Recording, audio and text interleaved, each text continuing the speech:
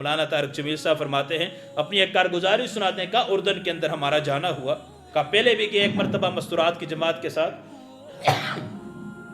ایک مرتبہ پہلے بھی گئے، لیکن اس وقت اتنا عام ماحول نہیں تھا، بے پردگی بھی تھی، سب کچھ عام تھا جیسے ہوتا ہے ممالک کے اندر، بیرون ممالک میں بھی۔ ہمارے اپنے پاکستان کا یہ حال ہے، آپ جائیں بڑے بڑے شہروں میں، اسلام آباد میں، ایبٹ آباد میں، بڑے شہروں میں، تو آپ حیران ہو جائیں کہ یار یہ کلمے کے نام پہ آزاد ہونے والا ملک ہے، یہ مسلمان ہیں، انسان حیران ہو جاتا ہے، پریشان ہو جاتا ہے۔ تو کہتے ہیں کہ پھر دوبارہ ایک بار جانا ہوا، لیکن ہر طرف برقے نظر آ رہے تھے، کوئی عورت بغیر برقے کے نظر نہیں آ رہی تھی۔ مولانا فرماتے ہیں کہ وہاں جو معتبر لوگ تھے اہل شورا، میں ان کے پاس کیا، میں نے کہا پہلے بھی میرا اردن آنا ہوا ہے، لیکن اس بار ہم نے عجیب سا ماحول دیکھا ہے۔ کہا کہ انہوں نے کہا کہ 3 ماہ کی ایک مستورات کی جماعت آئی تھی، بنو کے پٹھان تھے، پاکستان سے بنو سے ایک 3 ماہ کی جماعت مستورات کی آئی تھی، انہوں نے سارے اردن والوں کو برقع پہنا کے چلے گئے۔ میں نے کہا بتاؤ تو اسی کیا کارگزاری ہے؟ کہا وہ ہمارے پاس آئے اور ان کی تشکیل یہاں اردن کے اندر ہوئی، کہا ان کے پاس بیگ کے اندر دوپٹے تھے، ہماری مستورات جب جاتی ان بیچاریوں کے لباس پہ پورے نہ ہوتے، سروں پہ دوپٹے نہ ہوتے، کہا کہ ان کو تو بیانات اور تقریریں تو دور کی بات، ان کو اردو بھی سیدھی نہیں آتی، پٹھانوں بیچاروں کی اردو کیسے ہوتی؟ کہا ان کو اردو بھی سیدھی نہیں آتی تھی، اردو بھی نہیں آتی تھی۔ ایک ہی جملہ انہوں نے یاد کیا، وہ تھا ہماری عورتیں جاتی اور ان کے قدموں میں رونا شروع ہو جاتی، کہا ان کے قدموں میں سر رکھ کے رونا شروع ہو جاتی، اور بیگ کھول کے وہاں سے دوپٹے اپنے نکال کے ان کے سروں پہ رکھتی، اور ایک ہی جملہ کہتی انتن بنات الصحابہ، تم تو صحابہ کی بیٹیاں تھی، تم نے اپنا کیا حال کیا؟ اب اندازہ لگائیے، یہ صحابہ کی اولاد ہے عرب، تو کہ انتن بنات الصحابہ، تم تو صحابہ کی بیٹیاں تھی، تم نے اپنا کیا حال بنا رکھا ہے؟ کہا کہ 80 عورتوں کو برقع پہنا کے گئی ہے، اور انہوں نے اتنی محنت کی کہ پورے اردن کے اندر برقعے کا عام رواج نہیں ہے۔ تبلیغی جماعت ایسی جماعت ہے جو عالمی جماعت ہے، جو ہر ایک کی جماعت ہے، یہ کوئی سیاسی جماعت نہیں ہے کہ جو پی ٹی آئی کا ہے تو وہ نون کا نہیں ہو سکتا، جو نون والا ہے وہ پی ٹی آئی کا نہیں ہو سکتا، یہ کوئی سیاسی جماعت نہیں، یہ وہ جماعت ہے جو نبی علیہ السلام کی ساری امت کو لے کے چلنے والی ہے۔ آپ جائیں نا، سیاسی ہر جماعت کا آپ کو رکن ملے گا، آپ کو چاہے پی ٹی آئی سے تعلق رکھنے والا ہے، نون لیگ سے تعلق رکھنے والا ہے، جمعیت سے تعلق رکھنے والا ہے، جماعت اسلامی سے تعلق رکھنے والا ہے، ہر ایک آپ کو تبلیغ کی جماعت میں ملے گا، چاہے وہ بریلوی مذہب سے تعلق ہے، اہل حدیث سے اس کا تعلق ہے، وہ آپ کو تبلیغی جماعت کے اندر ملے گا۔ کیوں؟ کیونکہ ان کا کوئی ایک مذہب یہ نہیں ہے کہ کسی خاص مخصوص جماعت کا نام ہے، تبلیغی جماعت وہ ہے کہ یہ نبی علیہ السلام کی امت ہے۔ سبق یہ پڑھایا جا رہا ہے تبلیغ کے اندر، جا کے جب پوچھا جائے نا تو یہ بتایا جا رہا ہے کہ ہم امتی ہیں۔ جب آپ سے بھی کوئی سوال کرے نا کہ آپ کا تعلق کس جماعت سے ہے، آپ مذہبی جماعت میں کس جماعت سے تعلق ہیں، ہم نبی علیہ السلام کی امتی ہیں، ہمارا جماعت کسی جماعت سے تعلق نہیں، ہم امتی ہیں، نبی علیہ السلام کا کلمہ پڑھنے، حقیقت بھی یہی ہے۔ یہ تو شیطان کی بات ہے نا، یہ فلاں ہے، یہ فلاں ہے، یہ فلاں، ایسی بات نہیں ہے، ہم نبی علیہ السلام کی امت سے ہیں، ہم نبی علیہ السلام کی امت سے ہیں، ہم نے ساری امت کو لے کے جانا ہے۔ میرے عزیز بھائی اور دوستو، یہ اجتماع کا موقع ایک اجتماع بھی چل رہا ہے، لاکھوں کا مجمع ہے، لاکھوں کے لوگوں کا سمندر بہ رہا ہے، آپ جا کے دیکھیں تو صحیح کیسا خوبصورت منظر ہے، لاکھوں انسان وہاں پہ موجود ہیں، لاکھوں انسان وہاں نماز پڑھنے والے ہیں۔ کتنے خوش قسمت ہیں، کتنے خوش نصیب ہیں وہ لوگ جن کو ایسے مجمع کی نماز اللہ نصیب فرماتے ہیں۔ اللہ کی قسم وہ بہت خوش قسمت لوگ ہیں جن کو لاکھوں کے مجمع کے اندر نماز پڑھنے کی توفیق عطا فرماتے ہیں۔ میری اور آپ کی نماز جو ان مسجدوں کے اندر، جو گھروں کے اندر ہوتی ہے، پتہ نہیں قبول ہے یا نہیں قبول، امید اللہ کی ذات قبول کریں گے، لیکن جو لاکھوں کے مجمعوں کے اندر نماز پڑھی جاتی ہے، لاکھوں لوگوں کے درمیان کھڑے ہو کے جو نماز پڑھتا ہے انسان، اللہ رب العزت اس مجمع کے اندر کوئی ایک تو اللہ کا ولی ہوگا کہ جس کی برکت سے اللہ صاحب کی نمازوں کو قبول کریں گے۔ خوش قسمت ہیں وہ لوگ جن کی نمازوں کو اللہ نے قبول کیا۔ ایک عجیب بات ذہن میں آئی، آپ اندازہ لگائیے کہ اللہ نے حضرت جی مولانا الیاس رحمۃ اللہ علیہ سے اتنی اونچی سطح کا کام کیوں لیا؟ بڑے بڑے لوگ آئے ہیں نا، حضرت جی مولانا الیاس رحمۃ اللہ علیہ کوئی معمولی آدمی نہیں تھے جو تبلیغی جماعت کے بانی ہیں۔ میں نے آج صبح درس کے اندر بھی اوپر مسجد کے اندر یہ بات کی، میں نے کہا آپ سوچو تو صحیح، ایک شخص سے اللہ نے اتنی اونچی سطح پہ دین کا کام لے لیا کہ آج کروڑوں انسان تبلیغ کا کام کر رہے ہیں، کروڑوں انسان دین کے لائن کے اوپر ہے، سارا کا سارا ثواب ان کو پہنچ رہا ہے۔ یہ کس وجہ سے ہے؟ پیچھے ماں باپ کا کردار ہے۔ ابو الحسن ندوی رحمہ اللہ کی کتاب ہے مولانا الیاس اور ان کی دینی دعوت، اس کے اندر وہ واقعہ نقل کرتے ہیں کہ حضرت مولانا الیاس رحمۃ اللہ علیہ کی والدہ کا روزانہ کا معمول تھا، قرآن کی 7 منزلیں ہیں، 7 حصوں میں تقسیم ہے، کہ روزانہ ایک منزل کا اہتمام کرتے تھے، روزانہ ایک منزل کا اہتمام وہ عورت کرتی تھی، حضرت مولانا الیاس رحمۃ اللہ علیہ کی والدہ، اور کہا رمضان المبارک کے اندر یہ معمول تھا، ایک قرآن اور 10 پارے تلاوت کرتے، یعنی 40 پارے، ایک قرآن اور 10 پارے تلاوت وہ کرتی تھی عورت۔ آپ سوچئے کہ جس کی ماں ایسی ہوگی تو اللہ رب العزت اس کے بطن سے نکلنے والا بیٹا تو اللہ اس کو وقت کا جنید بغدادی نہیں بنائیں گے؟ اللہ اس سے اتنی اونچی سطح پہ دین کا کام نہیں لیں گے؟ شیخ زکریا رحمہ اللہ اپنی آپ بیتی کے اندر نقل کرتے ہیں کہ میری دادی جان جب میرے والد صاحب کو حضرت مولانا یحییٰ صاحب کو دودھ پلاتی تھی، کہا کہ وضو کر کے قبلہ رخ ہو کے، اس کے بعد جب میرے والد صاحب کو کہا ہم نے یہ سنا ہے کہ جب والد صاحب کو دودھ پلاتی تھی تو قرآن کی تلاوت کرتی تھی، اور جب والد صاحب کی عمر بولنے کی عمر کا وہ پہنچ کے جب وہ باتیں کرنے لگے تو قرآن کا اکثر حصہ ان کو زبانی یاد ہو چکا تھا۔ یہ تو ماں باپ کا کردار تھا، آگے اللہ رب العزت تو اولاد میں اللہ رب العزت نے ایسی ایسی شخصیات کو بھیجا ہے۔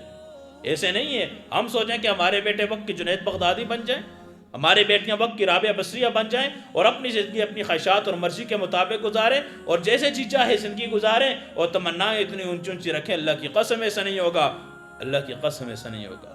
جب تک خود دین کے اوپر نہیں آئیں گے، اپنی کردار کا پیش اپنی اولاد کے سامنے اپنا کردار پیش کریں۔ صبح باپ سویا ہوا ہے بستر کے اندر سے آوازیں نکال رہا ہے، بیٹا جاؤ مسجد کو سبق پڑھنے کے لیے، بیٹا جاؤ نماز کے لیے، بیٹا جائے گا؟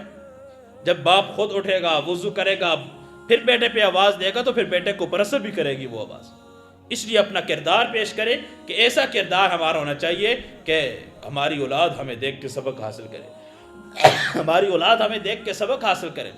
اس لیے دعوت و تبلیغ کی محنت اللہ نے جو ان سے اتنا اونچی سطح پہ کام لیا اور ساری دنیا کے اندر اس کام کو عام کر دیا۔ میں اور آپ ان سوالات کے اندر بیٹھے، پتہ نہیں یہ کہاں سے ثابت ہے، یہ کیا بستر لے کے پھرتے ہیں، ان کو گھروں میں جگہ نہیں ملتی۔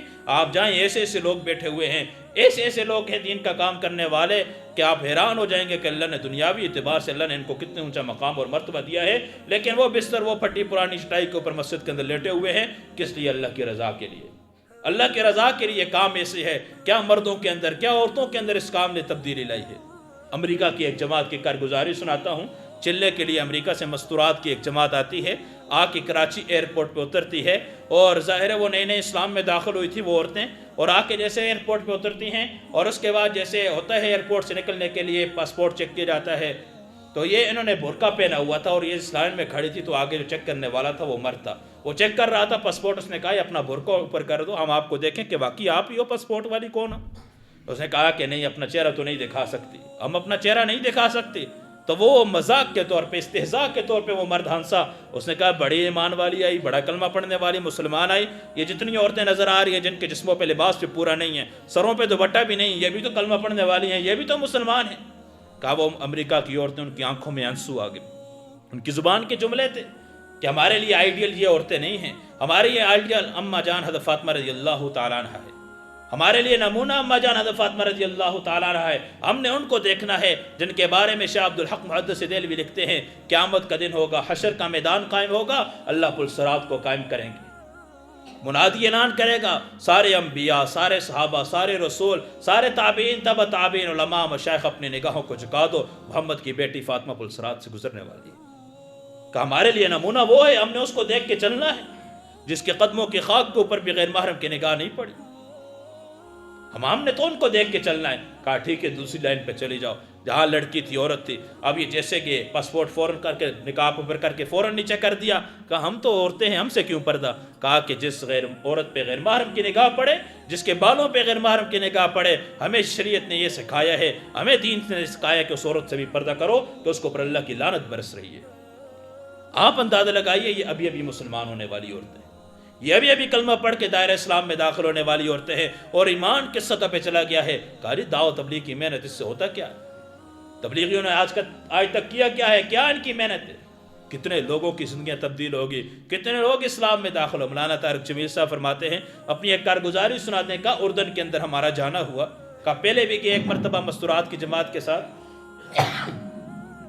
ایک مرتبہ پہلے بھی گئے، لیکن اس وقت اتنا عام ماحول نہیں تھا، بے پردگی بھی تھی، سب کچھ عام تھا جیسے ہوتا ہے ممالک کے اندر، بیرون ممالک میں بھی۔ ہمارے اپنے پاکستان کا یہ حال ہے، آپ جائیں بڑے بڑے شہروں میں، اسلام آباد میں، ابن آباد میں، بڑے شہروں میں، تو آپ حیران ہو جائیں کہ یار یہ کلمے کے نام پہ آزاد ہونے والا ملک ہے، یہ مسلمان ہیں، انسان حیران ہو جاتا ہے، پریشان ہو جاتا ہے۔ تو کہتے ہیں کہ پھر دوبارہ ایک بار جانا ہوا، لیکن ہر طرف برقے نظر آ رہے تھے، کوئی عورت بغیر برقے کے نظر نہیں آ رہی تھی۔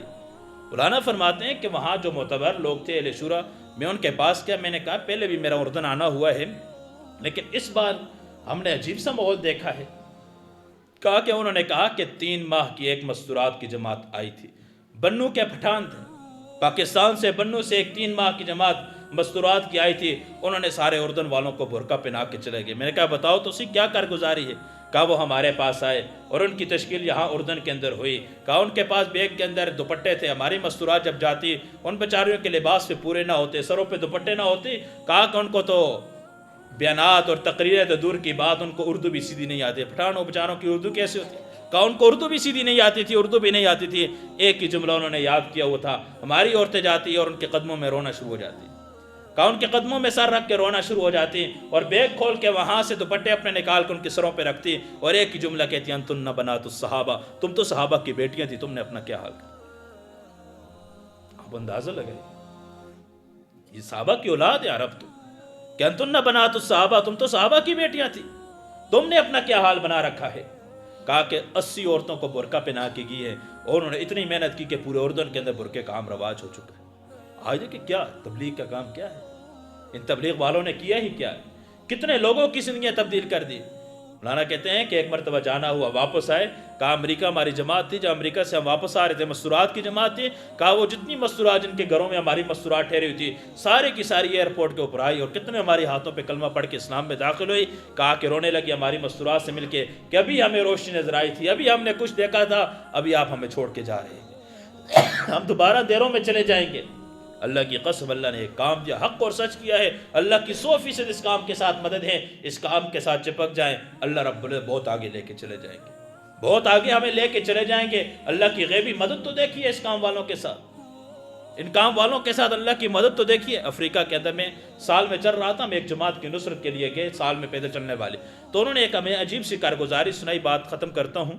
تو انہوں نے کہا کہ وہ سب یہ اپنی آنکھوں دیکھا واقعہ اس نے سنایا. اس نے کہا کہ ہم بات اس سے شروع، اس نے کہا آپ کہاں سے؟ میں نے کہا میں مانسہرہ کو.